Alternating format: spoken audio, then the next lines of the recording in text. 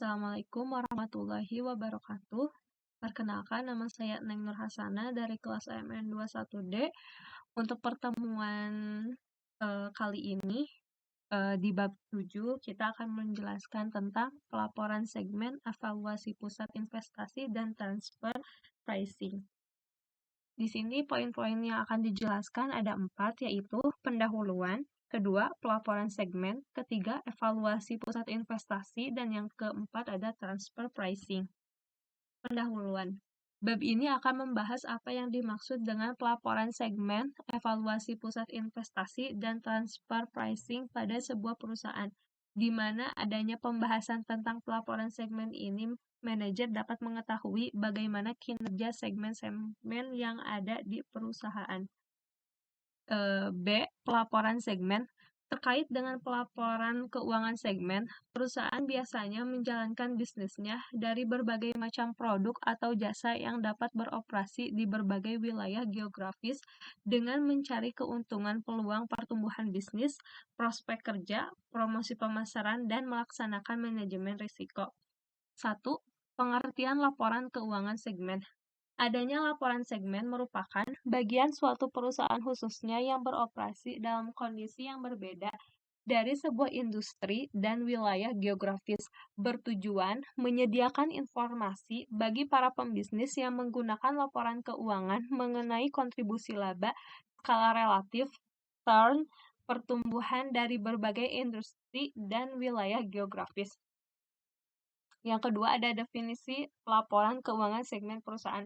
Dibagi menjadi 3, ada segmen perusahaan, kedua ada segmen geografis, dan ketiga segmen industri. Ketiga ada dasar pelaporan keuangan segmen. Terbagi menjadi 3, yaitu adanya penjualan kepada pelanggan yang tidak mempunyai hubungan istimewa. Kedua, adanya laba operasi. Yang ketiga, adanya unsur penggunaan aktiva. Yang keempat, aktiva dan kewajiban pelaporan keuangan segmen. Aktiva segmen dalam memberikan indikasi pengguna sumber daya dapat mencapai hasil operasi segmen.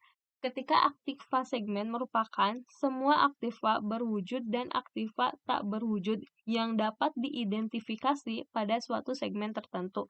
Kewajiban segmen biasanya tidak dapat dialokasikan karena dianggap berkaitan dengan perusahaan secara keseluruhan.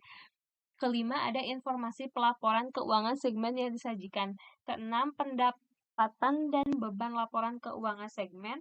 Ketujuh, penyajian dalam pelaporan segmen. C.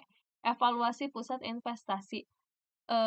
Dibagi menjadi 4 bagian, yaitu 1. Pusat biaya atau cost center. Kedua, ada pusat pendapatan atau revenue center. Yang ketiga ada pusat laba atau profit center. Dan yang keempat ada pusat investasi atau investment center. D. Terakhir ada transfer pricing. Metode penentuan harga transfer ada 4, yaitu 1. Metode market price atau harga pasar. Kedua ada metode harga pokok. Ketiga metode negosiasi. Dan yang keempat ada metode koordinasi. Mungkin hanya itu yang dapat saya sampaikan. Kurang lebihnya mohon maaf. Terima kasih. Wassalamualaikum warahmatullahi wabarakatuh.